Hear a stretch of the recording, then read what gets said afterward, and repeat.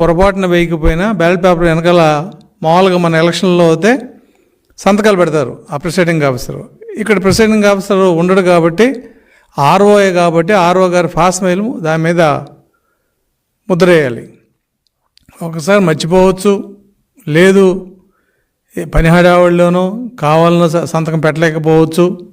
ఏ సందర్భంలో అయినా సరే, కారణం ఏదైనా సరే, అటువంటి ఫాస్ట్ మెయిల్ కానీ ముద్ర కానీ లేనప్పుడు ఆ పోస్టల్ బ్యాలెట్ని రిజెక్ట్ చేయొద్దని చెప్పి మేము ఎలక్షన్ కమిషన్ అడిగాం. అది కూడా ఏంటి, అది రూల్లో ఉంది. ఎలక్షన్ కమిషన్ ఇచ్చిన 19/7/2023 సర్క్యులర్లో అది రూల్లో ఉంది. మీరు కౌంటింగ్ అప్పుడు